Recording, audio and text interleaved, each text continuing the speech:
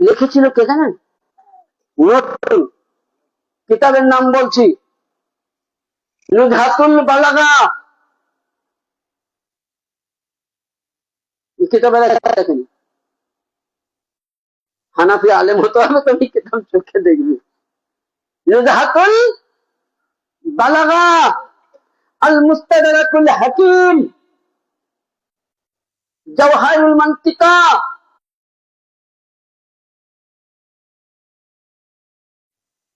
হ্যাঁ,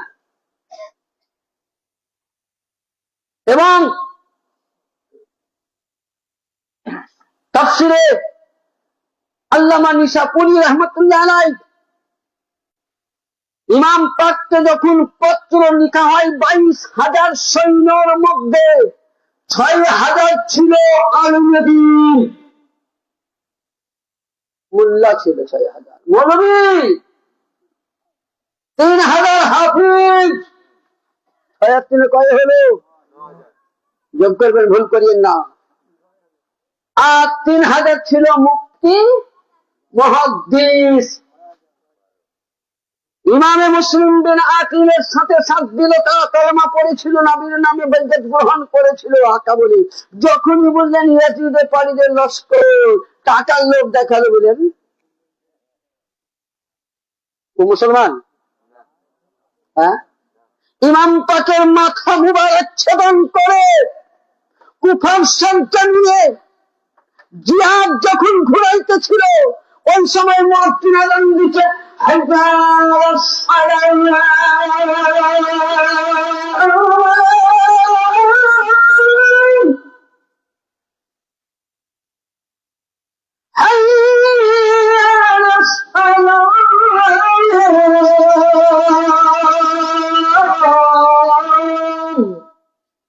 ওনার মাথা মুবারককে নিজের উপরে এইভাবে নিয়েছেন। মুয়াজ্জিন আযান দিতে মাথা মুবারককে পাথরের মধ্যে রেখে জিয়াদের লস্কর গিয়ে আসরের নামাজ আদা করছে। যে জান্নাতের জওয়ানদের সর্দার, যাকে নবী মুস্তাফা, যে আমার রাসূল হাসমিয়ে মুস্তাফা,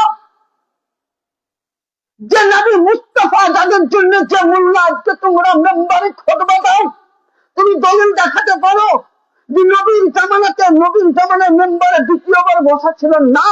যখন আমার ইমামে হাসান ও হুসাইন মসজিদ নববীতে ছোট্ট ছোট্ট পায়ে মসজিদে আসছেন, ওই সময় নবী আমার খুতবা পড়ছেন, খুতবায় মুবারকা দিচ্ছেন। আর খুতবা বন্ধ করে নবী করলেন কি, দুই ইমামকে কোলের মধ্যে উঠিয়ে নিয়ে বলছেন, এই দুনিয়া বলো, এ মদিনাবাসী সাহাবী শুনে নাও, আহাব্বাল্লাহ মান হুসাইন আহাব্বা, ইয়া আল্লাহ আমি এই দুজনকে ভালোবাসি, আল্লাহ তোরা এদেরকে ভালোবাসি, আমার দুজনকে ভালোবাসি। যে হুসাইনের জন্য নবী আমার খুতবা বন্ধ করে দেয়, যে হুসাইনের জন্য মসজিদ নববীতে নবী আমার নামাজের মধ্যে 3টি বার সুবহান রাব্বিয়াল আলা বলেন, 72 বার সুবহান রাব্বিয়াল আলা পড়েছিলেন।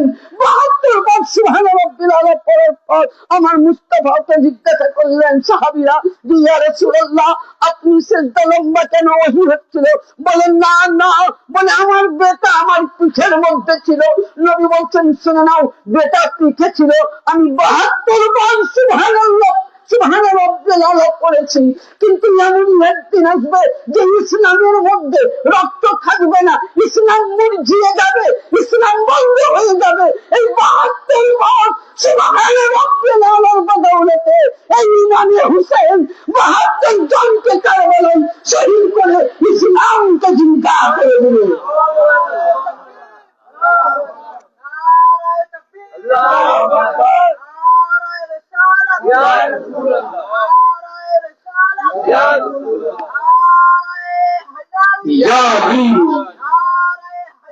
ইয়া नहीं छोड़ेंगे, नहीं छोड़ेंगे।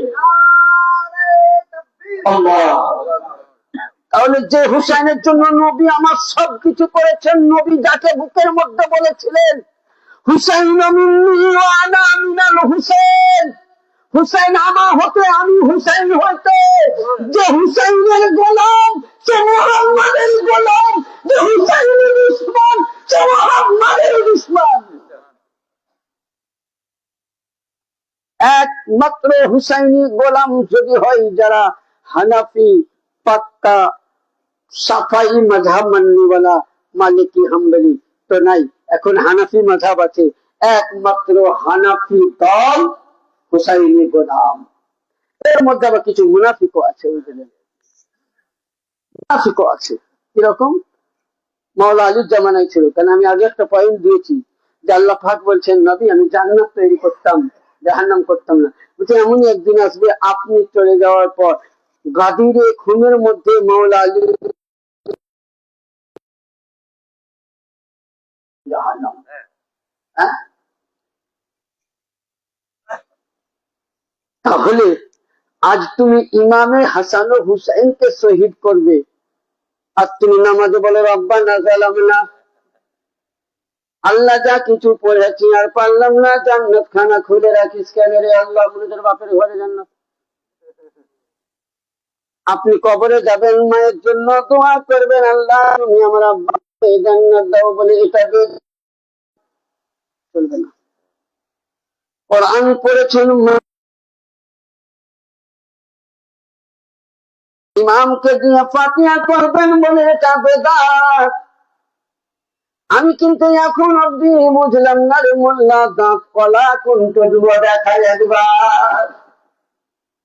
সবই যদি বেদাত হয়, তাহলে মোল্লা তুমি যে বেতন নাও এটাও বেদাত, পাকা মসজিদে নামাজ পড়ে এটাও বেদাত, এসিওয়ালা ঘরে থাকে এটাও বেদাত, তুমি যে মোবাইল স্ক্রিন টাচ চালাও এটাও বেদাত, মোটরসাইকেল ট্রেন চলে এটাও বেদাত। কিন্তু নবী মুস্তাফা বলেছেন এগুলো হলো বেদাতের হাসনা। আর ছেলে যদি দোয়া করে, বাবা যদি দোয়া করে স্ত্রীর জন্য, এটা বেদাত নয়, সুন্নতে মুস্তাফা। যা করবে সবই বেদাত, তাই তো? হ্যাঁ, আর যার জন্য নবী মুস্তাফা, যাকে নবী এত ভালোবেসেছিলেন, নবী এত অন্তর দিয়েছেন, নবী বলেছেন হুসাইন মিন্নি ওয়া আনা মিনাল হুসেন, হুসেন আমার হতে, আমি হুসাইন থেকে। তাহলে হুসাইনও আলাদা নয়, নবীও আলাদা নয়। যদি কেউ হুসাইনকে আলাদা করতে চাও, তাহলে তুমি নিজেই আলাদা হয়ে যাবা। তাহলে মুনাফিকগিরি করবেন না, এক দলে থাকুন, এক দলে থাকুন। আর যারা আজকে সুন্নি জামাতে রয়েছেন, আমি চ্যালেঞ্জ করে বলছি, কয়টা ফিরকা হবে কিয়ামতে? ৭৩টা। কয়টা হবে? ৭৩। আমি বলছি না, আল্লামা ইমামে ফখরুদ্দিন রাজি রহমতুল্লাহ আলাইহি, তিনার বিশ্ববিখ্যাত কিতাবের নাম তাফসিরে কাবীর, ৪র্থ খণ্ড, পৃষ্ঠা নম্বর ১৯৬। তিনি বলছেন কি, যে আমার মাতা আলা হুব্বে আলে মুহাম্মাদিন সাল্লাল্লাহু তাআলা আলাইহি সাল্লাম, ওনাকে জিজ্ঞাসা করলেন যে হুজুর কিয়ামতের ময়দানে ৭৩টা ফিরকা হবে, ৭৩টার মধ্যে কোন দলটা জান্নাতে যাবে? তো হুজুর আমার মাওলানা ইমামে ফখরুদ্দিন রাজি বলতেছেন, আমার মাতা আলা হুব্বে আলে মুহাম্মাদিন সাল্লাল্লাহু আলাইহি সাল্লাম, ওই ব্যক্তি সুন্নাত ব্যক্তির অন্তরের মধ্যে হুসাইনি মহব্বত, যে ব্যক্তির অন্তরের মধ্যে খাতুনে জান্নাতের মহব্বত, যে ব্যক্তির অন্তরের মধ্যে হযরতে মাওলা আলীর মহব্বত, রাসূলের মহব্বত, ইয়ানি যে আলী করলো, যে হুসাইন করলো, যে পাঞ্জাতনে ডঙ্কা বাজালো, আমার মাতা আলা হুব্বে আলে মুহাম্মদ সাল্লাল্লাহু আলাইহি ওয়াসাল্লাম, আমার মাতা আহলে সুন্নাত ওয়াল জামাত, এই হলো সুন্নতি জামাত দল, এই হলো জান্নাতি দল। বাকি গায়ের মাযহাব সব ৭২ জাহান্নামী দল। এটা আমি ফয়সালা দেইনি, ফয়সালা দিয়েছেন ইমাম ফখরুদ্দিন রহমতুল্লাহ আলাইহি এবং রাসূলের হাদিস থেকে। তাইলে যারা আলী কালিমাওয়ালা, আমাদের জন্য জান্নাতের প্রয়োজন নাই। কারণ জান্নাতের প্রয়োজন কার? কার জান্নাতের প্রয়োজন বলুন তো দেখি? হ্যাঁ, দেখো আমার চাচা মুখ খুলেছে, চাচা এবার মুখ খুলেছে। যাক মাশাআল্লাহ। জান্নাত কার জন্য? জান্নাত আলিওয়ালার জন্য। তবে আলিওয়ালাকেও বলবো আমি হাত জোর করে নামাজ পড়তে হবে, বাবা নামাজ পড়তে হবে, ইনশাল্লাহ লাস্টে শোনাবো। জান্নাত কার জন্য? মাওলা আলী পাক বলতেছেন, আল্লাহ নবী বলতেছেন যে জান্নাত ও দোজখের বন্টনকারীকে মাওলা আলী। কিয়ামতের ময়দানে জান্নাত এবং দোজখের বন্টনকারীকে মাওলা আলী। এবং আপনি আমি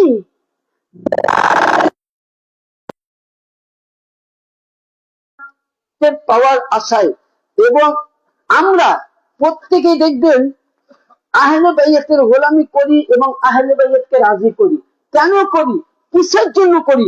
কোরআন পাকে একটা আয়াতে কারিমা আছে, লক্ষ্য করুন। আচ্ছা দেখবেন, কেউ ধরেন BMW গাড়ি কিনেছে, একটা উদাহরণস্বরূপ, আমি এখন আনুমানিক দাম 50 লক্ষ টাকায় বললাম, একটা মানে আনুমানিক, তারও বেশি দাম হবে, কিন্তু একটা উদাহরণস্বরূপ। এই গাড়িটা আপনি বর্ধমান রুটে নিয়ে আপনি হাওড়া যাচ্ছেন, মেন রুটে। আচ্ছা, আপনার কাছে গাড়ির লাইসেন্স আছে, ড্রাইভারের লাইসেন্স আছে, রোড ট্যাক্স, ধোঁয়া ট্যাক্স সবই আছে, কিন্তু গাড়িটা আপনি বর্ধমানে ঢোকার আগে কিন্তু আপনাকে একটা জায়গায় দাঁড়াতে হয়। কোথায় বলেন তো? টোল ট্যাক্স আছে না নাই? আচ্ছা, ওখানে যদি আপনি টাকা না দেন তো গাড়ি আগাতে দিবে? হ্যাঁ, খুব ব্রেন দিয়ে বলবেন আমি কোরআন থেকে দলিল দিচ্ছি, কোরআন তুলে ধরবো ভাইয়া, এবং তাফসিরে তুলে ধরবো আমি, এবং তাফসির কে করেছেন। তো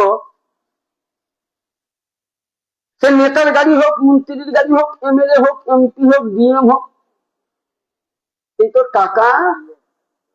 আচ্ছা, তাহলে আপনার 50 লক্ষ টাকার গাড়ি কোনো ভালোই থাকলো না, থাকলো রোড ট্যাক্সও কাজে লাগলো না, ট্রেন ট্যাক্সও কাজে লাগলো না, কি কাজে লাগবে? 40 কি কথা বলুন, কই টাকা? 40 টাকা, যার যেমন একটা ট্যাক্স আছে। আচ্ছা, কোরআন পাক সূরা সাফফাত, কোরআন পাক সূরা সাফফাত আয়াত নম্বর 24, আল্লাহ পাক বলছেন ওয়াকিফুহুম ইন্নাহুম মাসউলুন। যখন জান্নাতীদেরকে জান্নাতে বললে 73 ফিরকায় 72 জাহান্নামে যাবে, একটা জান্নাতি যাবে, তখন আল্লাহ পাক পুলসে রাতে বুঝলেন জান্নাতি দলকে জিবরিলকে বলবেন ওয়াকিফুহুম, ওয়াকিফুন মানে ঠেহরে যাও, মানে দাঁড় করে দাও, ইন্নাহুম আমি কিছু জিজ্ঞাসা করবো, মাসউলুন কিছু। কোরআন পাক নিয়েছেন, আয়াত আমি দেখিয়ে দিচ্ছি, 23 পড়ায় আছে, 24 নম্বর আয়াত। ওয়াকিফুহুম ইন্নাহুম মাসউলুন, আমি তাকে দাঁড় করে দাও, কিছু জিজ্ঞাসা করব। কি জিজ্ঞাসা করব?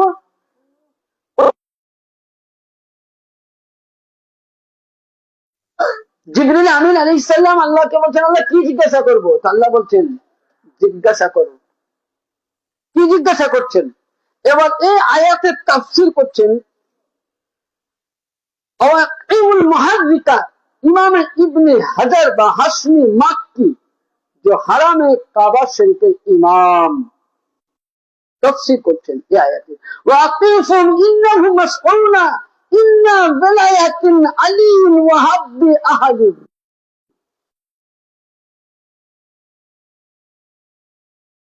আয়ু পেয়েছিল, ওর অন্তরে সর্বপ্রথম আলীর বেলায়েত কেউ কি স্বীকার করেছিল?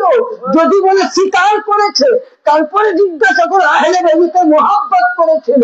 ওই সময় দেখা গেল আপনার কাছে নামাজ আছে, আপনার কাছে জিকির আছে, কোরআন তেলাওয়াত আছে, সাদকায় আছে, হজ আছে, সারা রাত্রে তাহাজ্জুদ আছে, এমনও হয়েছে যে আপনার কাছে আলীর ব্যাপারে পৌঁছেনি বা আলীর ব্যাপারে জেনেও আপনি নেননি। ওই সময় আল্লাহ বলছেন আল্লাহ এর কাছে তো নামাজ আছে, রোজা আছে, হজ আছে, যাকাত আছে, সাদকায় আছে, সবই আছে। আল্লাহ এটা বলছেন এ জিবরিল আমিন, এ তো হয়তো দূরের কথা, বলছে তাকে যদি 70,000 নবীর নেকি দান করা হয়, নবীদের নেকি বিফলে যাবে? যাবে? ওই জায়গায় যাবে। 70,000 নেকি যদি ওই বান্দাকে দান করে দেওয়া হয়, আর ওর মধ্যে যদি আলীর বেলায়েতের শিকার নয়, আহলে বাইতের মুহাব্বত নাই, শুধু ফিনার জাহান্নামা খালিদিনা ফিহা আবাদা, তাকে জাহান্নামের মধ্যে ভরে দাও। এমন না তোমার হজ বেকারে গেল, নামাজ বেকারে গেল, সাদকা বেকারে গেল, সিল্লা বেকারে গেল, তাবলীগি বেকারে গেল, খুলনা বেকারে গেল, পীর মানলে না, ওয়ালি মানলে না, গৌস মানলে না, খাজা মানলে না, মুর্শিদ মানলে না, ওয়ালি মানলে না, আহলে বাইত মানলে না, তোমার নামাজ তোমাকে জাহান্নামের মালা করে দেওয়া হবে। বুঝা গেল যেমন 40টি টাকা না দিলে গাড়ি টোল ট্যাক্সে আগাতে পারে না, ওই রূপ তোমার ইমান মাওলা আলীতে না থাকলে ইমান তোমার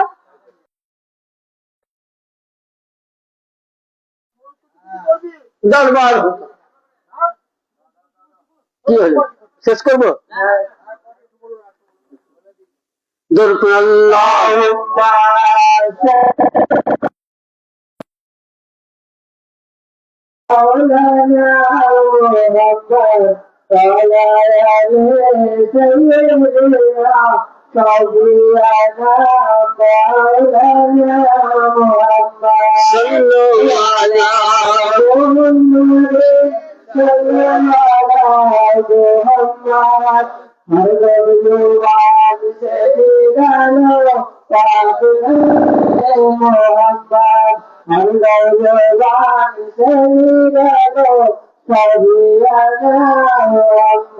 তাহলে কি বোঝা গেল?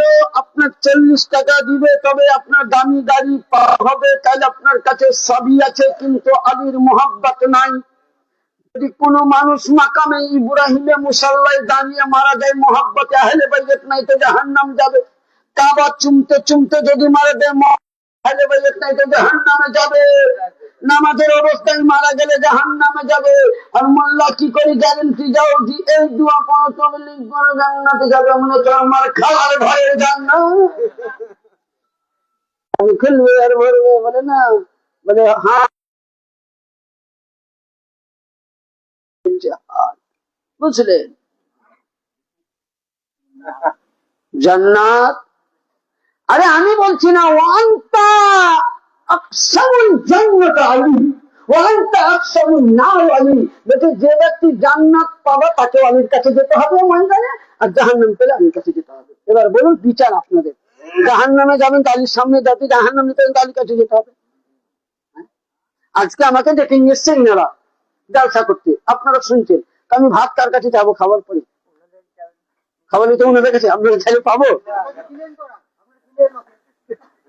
মানে না চিনলো আপনাদের মন বিষয়কে খেতে দিব, কোনটা একটা শঙ্কা করবে, আর ওনারা যা পাবে তো কিছু করেছে, তাই তো? হ্যাঁ, তো কথা হচ্ছে বেশি সময় নেব না, ইনশাল্লাহ শেষ করবো। যাই হোক, আমি আপনাদের পাশে আছি, অসুবিধা নাই। আমি বোলপুরে আছি, একদম টাউন বাজারে, যখন মন হবে কল করবেন, পেয়ে যাবেন। এটা হলো আমার মসজিদের ক্যাশিয়ার বলেন, মুয়াজ্জিন বলেন, ভারপ্রাপ্ত সবকিছু উনি আমার। এবং মাশাআল্লাহ উনি হয়তো আলিম নাই, অনেক কিছু হাদিস কোরআন নিয়ে আলোচনা রাখেন। উনি খুব আশিক আহলে বাইত, হয়তো উনি অন্য দরবারে মুজাদ্দিদি তারিকার মুরিদ, কিন্তু খুব আশিক আহলে বাইত এবং খুব নেককার। আমি মানে ওনার মুখের সামনে বলছি না, আজকে আমি বহু জায়গায় জালসা জুলুসে যাই, মানে এরকম আদর্শবান, মানে আলেম বলে না, যে আলিমই দেখবে তাকে নাম করতে হবে না, মানে এনার মধ্যে তাকুয়া পরহেজগারি আছে। তো বলতে চাইছিলাম যে জান্নাত যদি পেতে হয় তাহলে আলীর কাছে যেতে হবে, আর জাহান্নাম পেলেও আলীর কাছে যেতে হবে। ছোট্ট কথা শেষের দিকে, আমরা ওলি কেন মানি? পীর কোনখান থেকে? কোরআনে আছে রে, খুলে দেখ। কোরআন নাই? হ্যাঁ, আমি বলছি কোরআনে আছে। কোথায়? মৌলভী সাহেবরা বলে ইন্না আতাইনাকাল কাউসার, হে নবী তোমায় কাউসার দান করেছি। নবী পানি খাবে? আমার কথা খুব খারাপ, আমি দলিল দিচ্ছি।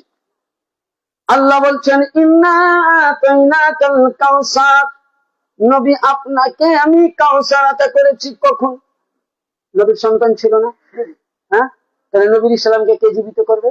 আল্লাহ পাক বলছেন ইন্না আতাইনাকাল কাউসার, হে নবী আপনাকে কাউসার দান করেছি।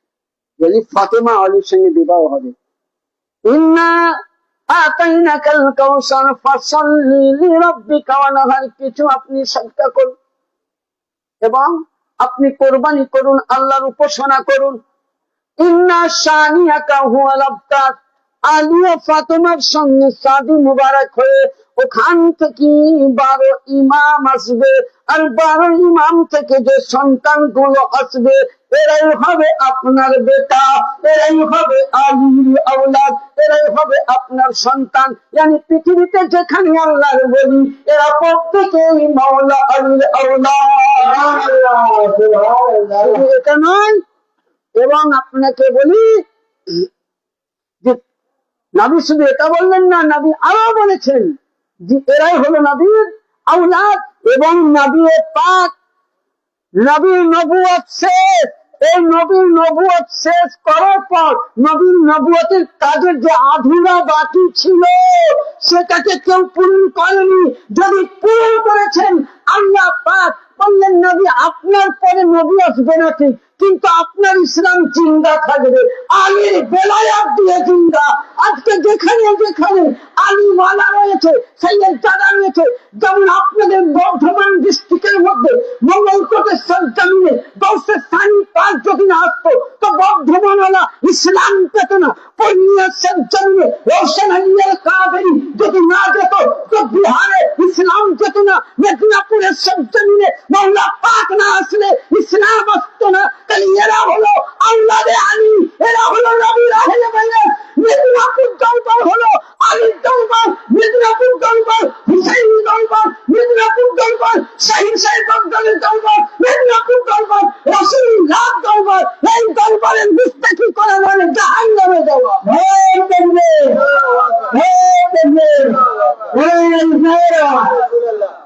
মানে আপনি ভাববেন আমার পীর বলে না, যেহেতু আমাকে আল্লাহ বুঝার এতটুকু জ্ঞান দিয়েছেন, শক্তি দিয়েছেন, ইলম হাসিল করেছে অল্প স্বল্প, ভাববেন না আমি বড় মাওলানা, অল্প জ্ঞানের মানুষ। কিন্তু আমি যা বুঝে পেরেছি যে ইনারা হলেন আওলাদে রাসূল, ইনারা হলেন নবীর বংশধর, ইনারা হলেন সাইয়েদজাদা। আরে মাদ্রাসায় পড়ে মৌলবি হওয়া যায়, মাস্টার হওয়া যায়, ডাক্তার হওয়া যায়, প্রফেসর হওয়া যায়, পীরের কাছে থেকে পীর হওয়া যায়, ফকিরের কাছে থেকে ফকির হওয়া যায়, মজদুরের কাছ থেকে মজদুর হওয়া যায়। সৈয়দ বংশ আজকাল টাকা দিয়ে পাওয়া যায়, সৈয়দ লিখতে সময় লাগে না, সৈয়দ লিখতে সময় লাগে না। কিন্তু আওলাদে বলি, আওলাদে আলী হতে গেলে, মাওলা আলীর বংশ হতে গেলে মেদিনীপুর দরবার, ছোট্ট কথা, মেদিনীপুর দরবারের সিলসিলা সংক্ষিপ্ত বলি। গৌসে পাকের 3 নম্বর ছেলে নাম হচ্ছে আব্দুর রাজ্জাক পাক। গৌস পাকের 19টা ছেলে, কয়টা ছেলে? 19টা। সিরাতে গৌসে আজম যদি কারোর কাছে আছে দেখে নিবা, 19টা ছেলে, বা আল বাজিয়াতুল আশার কিতাবের মধ্যে আছে। 3 নম্বর ছেলে আব্দুর রাজ্জাক পাক। আব্দুর রাজ্জাক জিল্লি, জিল্লি হলেন গৌস পাকের পোতা। আব্দুল্লাহ জিল্লি 3 সন্তান 1 পোতাকে নিয়ে বাংলার বুকে আসলেন মঙ্গলকোটের সরজমিনে। আব্দুল্লাহ দিল্লির বেটার নাম জাকের আলী আল কাদরি, বেটার নাম রওশন আলী আল কাদরি, পোতার নাম তোফাল আল কাদরি। এই 3 জনকে রেখে আবার বাপ বেটায় হামাম বা বাগদাদ চলে গেলেন। তাহলে গৌসে সানি পাক হলেন গৌস পাকের, গৌসে সানি পাক হচ্ছেন গৌস পাকের বড় আব্বা হচ্ছেন উনি। তাহলে তিনি গৌসে পাকের মায়ের সিলসিলা খুঁজবেন তো হযরতে ইমামে হাসান বাপের সিলসিলা খুঁজবে, তো ইমামে হুসাইন গৌসে সানি পাকের সিলসিলা খুলে ইমামে হাসান ইমামে হুসাইন। তাহলে বুঝা গেল গৌসে সানি পাক, কুতুবে রব্বানি পাক, কুতুবে বাড়ি পাক, আলা হুজুর মাওলা পাক, পর্দা হুজুর, পীর মুর্শিদ পাক এবং বড় হুজুর পাক, কিবলা ও কাবা, ছোট হুজুর পাক সৈয়দুল সৈয়দ ওয়াসিল আল কাদেরী এবং ইয়াসুফ আল কাদেরী। ইনারা প্রত্যেকেই হলেন হাসানি হুসাইনি নূর। yani মাদ্রাসায় পড়ে মোল্লা মন্দির হওয়া যায়, আহলে বাইত হতে গেলে নবীর ঘরানার ভক্ত হতে হবে।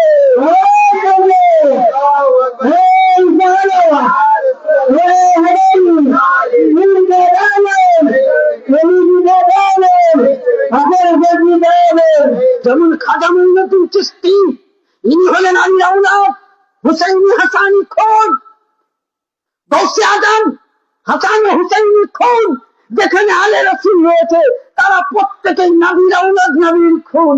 এদের যদি বেয়াদবি করো, কসমুল্লাহ তুমি নামাজ পড়ো, নামাজের মধ্যে আমার আকা যারা সৈয়দ দাদা আলে রাসূল তাদের প্রতি সালাম দিলে নামাজ হবে, না দিলে নামাজ হয় না। ওয়ালা আলে মুহাম্মদ, ওয়ালা আলে মুহাম্মদ, ওয়ালা আলে মুহাম্মদ, ওয়ালা আলে মুহাম্মদ, আল্লাহুম্মা সাল্লি আলা মুহাম্মাদিন ওয়ালা আলে মুহাম্মাদিন কামা সাল্লাইতা আলা ইব্রাহিম। আগে বলো আল্লাহ তোমার প্রতি এবং আল্লাহ রাসূলের প্রতি এবং আওলাদে আলীর প্রতি সালাম। তবে নামাজের মধ্যে আলী আওলাদকে সালাম না দেওয়া পর্যন্ত নামাজ মুকাম্মাল হয় না রে মোল্লা। তুমি সালামও দিবা, তাদেরকে তুমি বেয়াদবি করবে, নামাজ কাজে লাগবে। আমরা যে সালামটা দেই মহব্বতে দেই, অন্তর ভরে দেই, তার জন্য আমরা দাবি করি আলীর গোলাম। যদি কেউ বলে আলী আলী করা যদি শিয়া হয়, তাহলে আবু বকরকে শিয়া বলো, দেখি বাপের বেটা আমি 2.5 লক্ষ টাকা দিব।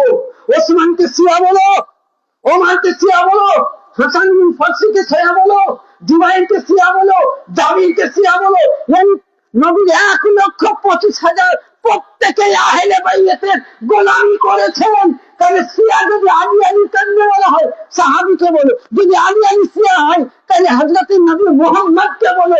আরে আলী আলী করনে বলা যদি শিয়া হয়, তো স্বয়ং খোদা তো আলী আলী করেছেন। আল্লাহু আকবার, আল্লাহু আকবার, ইয়া রাসূলুল্লাহ, ইয়া আলী। আছে অমিন শিয়াতে আলা ইব্রাহিম, শিয়া মানে হচ্ছে অনুসরণকারী। ইব্রাহিমের মশলায় যারা চলতো তাদেরকে শিয়া বলতো। খালি ফতোয়া দিয়ে দিলাম বা বলে বলে মারলাম ঢাল, লাগলো লাগলো, না লাগলো পাকাম, তাই তো। আমি অনুরোধ করবো দুটা জিনিস। দেখুন, যে যেখানকার পীরের মুরিদ মাশাআল্লাহ প্রত্যেক পীরকে শ্রদ্ধা করবেন, আর যারা আলে রাসূল তাদের তাজিম করবেন। আর 2 নম্বর, হাক্কানি বলির বেয়াদবি করবেন না।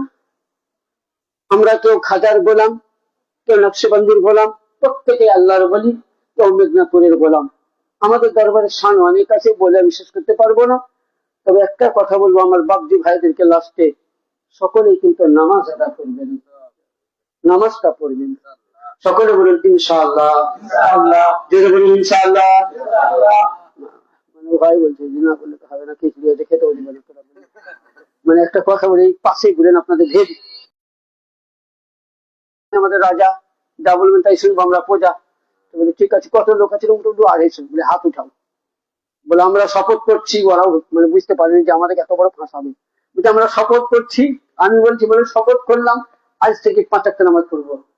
এর মধ্যে 10টা ছেলেকে বাকি ছেলে হুজুর ওয়াদা করলাম নামাজ পড়বো। এই যে করিয়েছিলাম, তো আল্লাহ আমাকে করায়নি, আমার জবান যে আল্লাহ পাক হেদায়েত দিয়েছিল, তারা এখন প্রত্যেকে 250টা ছেলে নামাজি। অনুরোধ করবো হজ্জের করে, যদি আপনি হুসাইনি গোলাম হন, আলীর সন্তান হন, যদি মেদিনীপুর দরবারকে ভালোবাসেন, তো আপনার পীরকে লক্ষ্য করুন। আপনার পীর জীবনে কোনদিন মসজিদ ছাড়া নামাজ পড়েন মেদিনীপুর দরবারে। বড় হুজুর বলেন, ছোট হুজুর পাক বলেন, শাহজাদা বলেন, মেদিনীপুর ছাড়া এখনো ওনারা মেদিনীপুরের সবচেয়ে নাসির হুজুররা জীবনে কোনদিন নামাজ কাজা করেনি, জামাত ছাড়া নামাজ পড়েননি, ইমামের পিছনে পড়েছেন।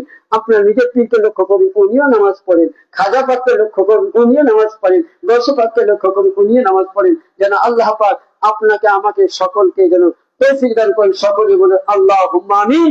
এখান থেকে আমার বক্তব্য করলাম এটি, বলা ও ভাষার মাধ্যমে ভুলে বুঝতে ক্ষমা প্রার্থী। তওবা আস্তাগফিরুল্লাহ।